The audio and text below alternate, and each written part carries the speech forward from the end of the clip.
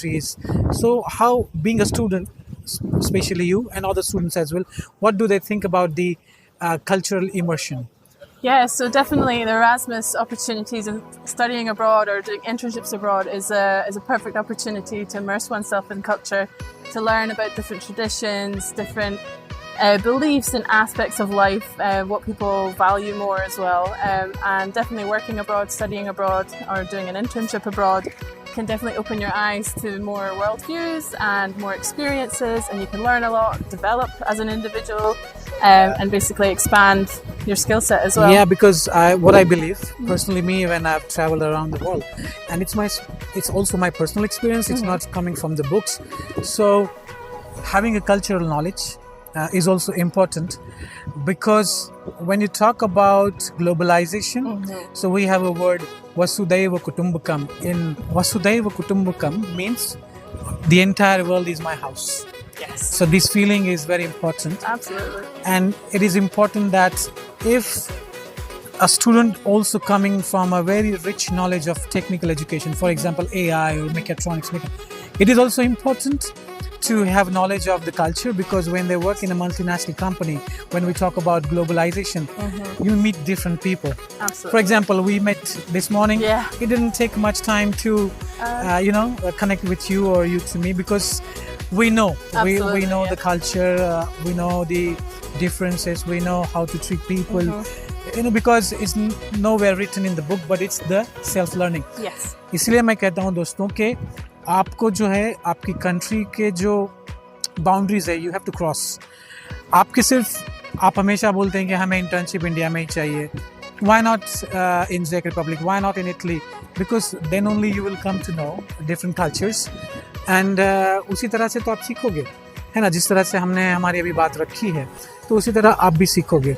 So when we talk about cultural differences, from how many different countries you've been handling students from? Many. We have groups of students or individuals from Germany, Italy, France as well, lots from Ireland, all over Europe, Czech Republic as well, Poland. We have a lot of Polish students as well, and all these groups are going to various countries they've never been to before to experience them and learn more and just have a wonderful time on Erasmus to develop individually. So lots of cultures. We've also had some from India before as well, Pakistan. So from almost all around the world, we've been dealing with students. How do you feel that the differences? Are there any differences? Even they are from Europe, like maybe Czech, if we compare Polish, or maybe Italian or Norwegian, or how you see still difference in culturally or with their many aspects, behavior, language, or. So definitely there are these tiny little differences and some big ones as well on how people view work-life balance as well. That's a big difference between cultures. But overall, from my experience being with this company, I've always seen the same out of all the cultures, that everyone is eager to work, eager to learn, very happy to try new things. But yeah. Nice. Do you have any such experiences that the situation was very bad and you happened to handle? It could be health, it could be intercultural shocks, or fighting, or I don't know. So of course nothing's always perfect. We have had situations where groups have experienced culture shock. Just the standard of living or the type of living was just not what they expected. We've had situations of this in Dublin where students, I think people create these expectations to prepare themselves, but it's not always what it is when they get there. But to handle these situations in terms of, for example, differences with working, how the attitude is in work or between the work-life balance, we're able to, with our colleagues in each place, our local support officers. Right, so since we're here for the food, I would also like to know that Indians, they have different taste buds for the food, and many of them we are like vegetarians. So how do you manage, like accommodation, or if you manage food, or you just ask them to be on their own? How the accommodations you provide, or if it is manageable, if they can also have the kitchenettes where they can cook their own? How's the process? So, in the process of planning any internships or experiences abroad, we always ask for the participants to outline if there's any, for example, dietary requirements or specific needs that they would like us to accommodate. So, for example, if it's vegetarian or if they want to be able to cook in an apartment, then we take it all into consideration and we can plan everything, find anything. We usually have hotels or hostels as well, private apartments if people want to cook themselves. And in terms of catering, we can offer half board or full board. Half board is breakfast and dinner, full board is the whole 3 days. So means where they are staying, they will have food there only, or? So it depends. It always depends on what the person wants. We can pretty much organise anything, find anything to suit their needs, and make sure that they have a good time. We also help with the documentation, like for the visa, because we need invitation. We need. So we back in India, we help them to prepare for visa. What we expect is the visa documentation. You help with such bureaucratic things. Yes, yeah, we help with any, because we mostly do Erasmus, we help with any of the documentation needed, learning agreements, signed contracts and stuff like that. We could definitely have a look into it and help and organise it. And if there's anything that we don't usually do, we can definitely have a look and see what it is we can offer our help in and support. If, for example, like visa processes, we can always have a look.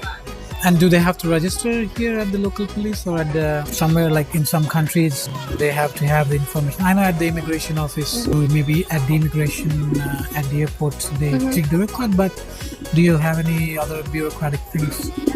No, not that I know of. I think most importantly always is insurance for travelling and all that. Yeah. We do help students to get the insurance, and then we also brief them before coming, like checking weather, what kind of clothes they should carry, and sort of things.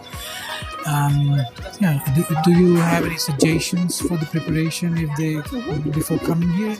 So definitely, the way we usually work it is about a week to 2 weeks before the beginning of the internship or the placement or the trip, essentially. We send out info packs and schedules that has all the information of the contact person in the country that you're going to. It also has all the details of your accommodation, your work placement, all the addresses, and we even put in bus or tram routes as well, and ideas, timetables, links to all these useful. Yeah, basically websites. The info pack you share with the students. So it's currency, everything, things like even we tell them to bring an adapter because we have a different adapter. Yeah, absolutely. To charge the batteries or the laptop, So, such kind of information we do of them. Do you also arrange the airport pickup and drop? Yes, so we can, when it comes to the home mobility, we can organise everything. We can organise flights, airport transfer. We can basically book taxis or book local transport tickets, so you can get the local bus or the train from the airport. Is there a monthly pass for the buses? Yes, so we also organise local transport tickets depending on the mobility length.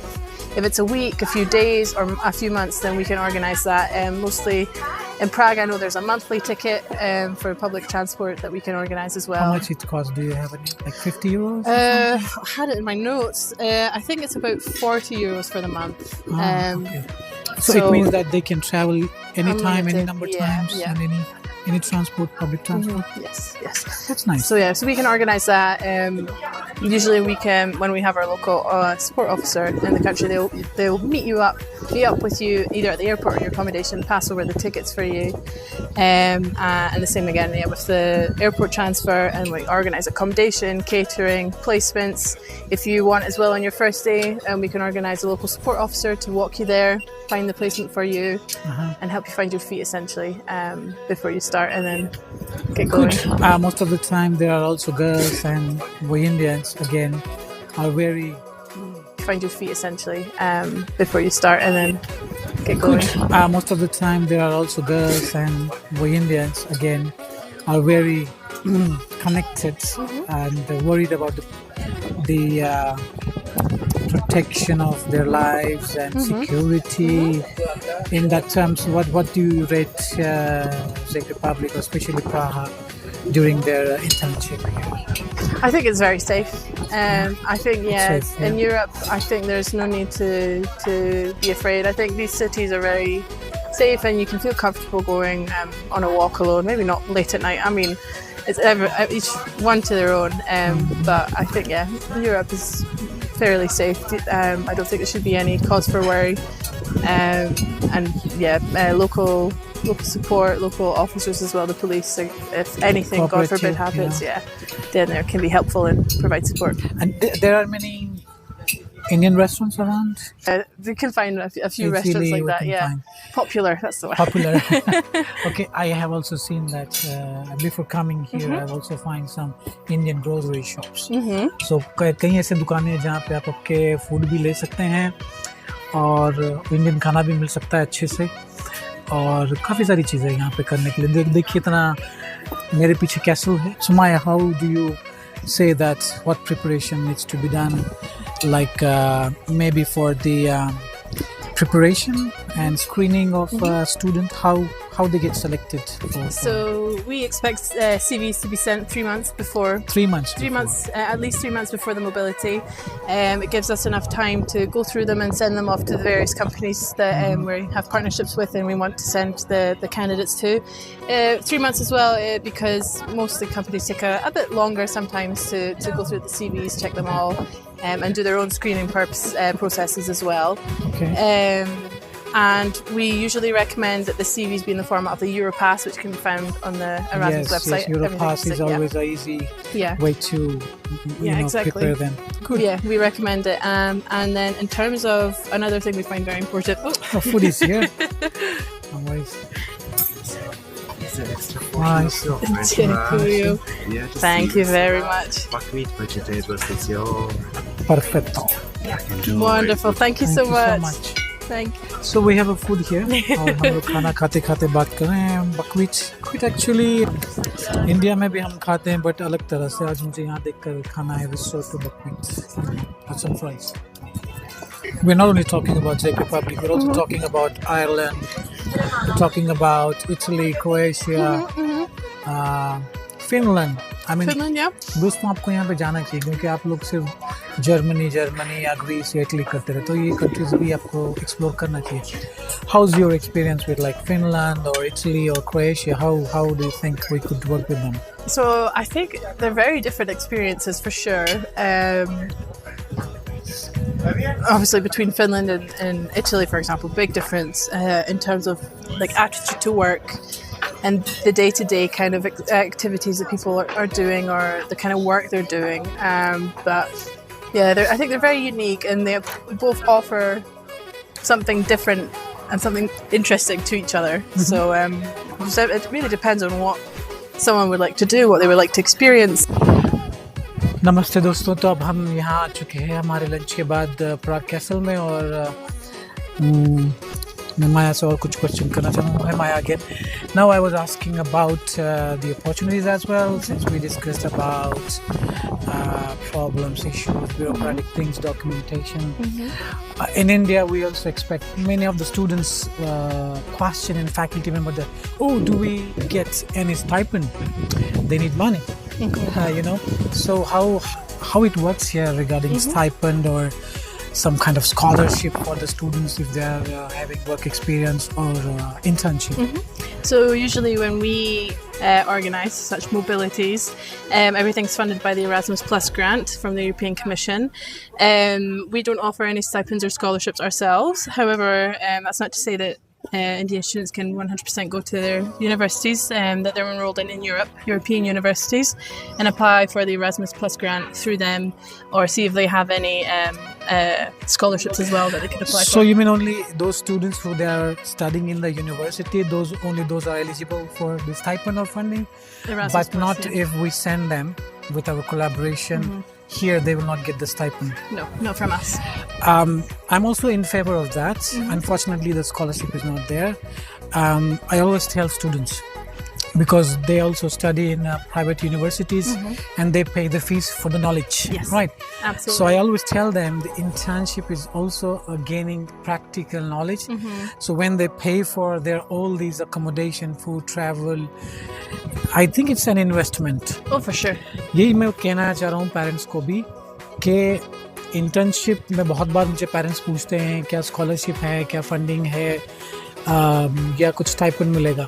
जैसे कि मैं सबको कहता रहता हूँ कि देखिए, जैसे हम कॉलेज में या यूनिवर्सिटी में फ़ीस देते हैं पढ़ने के लिए, उसी तरह जो इंटर्नशिप में हम नॉलेज लेते हैं, दैट इज़ ऑल्सो हम नॉलेज गेन कर रहे हैं. जैसा यूनिवर्सिटी में हम फ़ीस पे करते हैं नॉलेज गेन करने के लिए, उसी तरह अगर ये है तो काफ़ी लोग बोलते हैं कि बहुत खर्चा हो जाएगा. दिस इज़ नॉट खर्चा, ये खर्चा नहीं है. दिस इज़ ऑल्सो एक इन्वेस्टमेंट है हमारे फ्यूचर के लिए.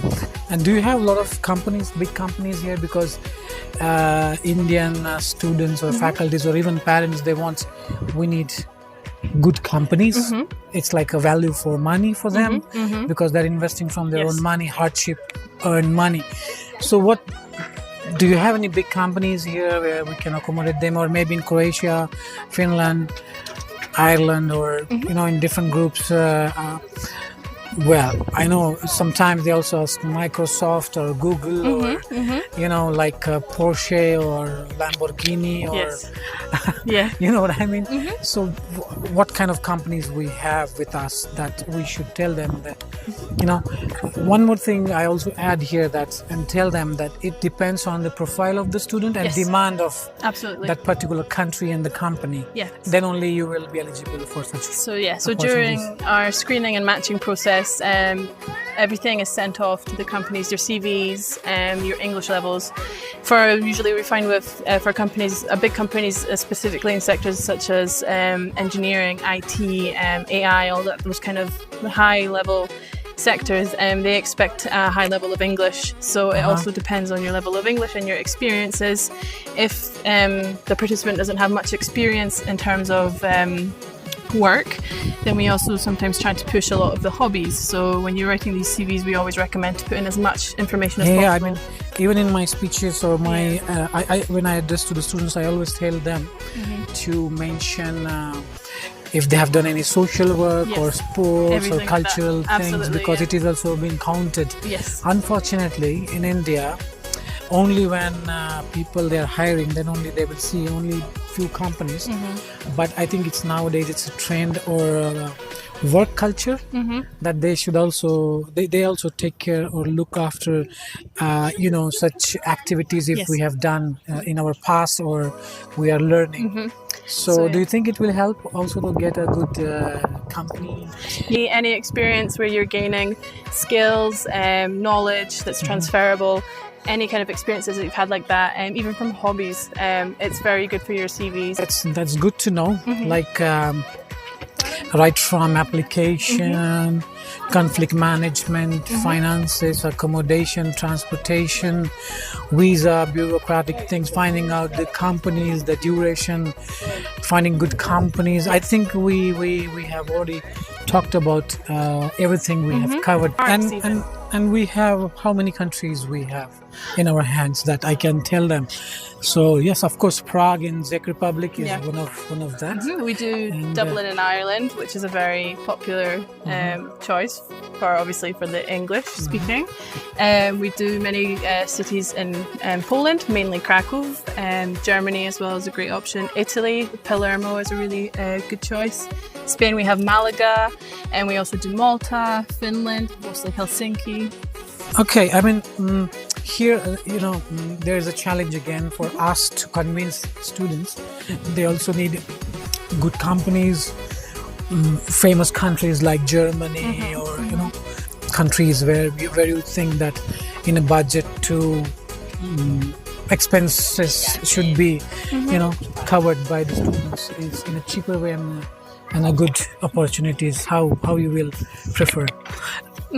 So I think obviously you get your countries like Germany or Finland where you have all these really big famous companies that some people might prefer. but definitely small or cheaper countries, I should say, like Italy or Spain or even Malta, we can definitely still find really good experience. It all counts. Nothing is better, nothing's worse in the sense that you'll still gain experience, you'll still learn a lot. So just keep your options open, I suppose. मैं भी हमेशा बोलता हूँ कि students को कि सिर्फ बड़े कंपनीज़ के बारे में नहीं सोचना चाहिए, जर्मनी या बड़े कंट्रीज़ के बारे में नहीं सोचना चाहिए, जर्मनी या फिर फ्रांस या और इस बिग कंट्रीज़, छोटी छोटी कंट्रीज़ में भी बहुत सारी अपॉर्चुनिटीज़ है और फाइनेंशियली भी हम लोग वहाँ पर बहुत अच्छे से काम कर सकते हैं। क्रोएशिया, माल्टा, इटली में भी काफ़ी सारी ऐसी कंपनीज़ है जहाँ पर आप लोग अच्छी जगह काम कर सकते हैं। Since we were also talking about the budget, how you measure the cost of living in Czech Republic especially? So Czech Republic is considered one of the cheaper, I'd say, countries to live in terms of Europe. However, in comparison, I think to Indian cost of living, it's it's quite expensive. I mean, in comparison, or to give you a rough idea, for a one-bedroom apartment, for example, in Prague, you can pay anywhere between 800 to 1,200 euros a month.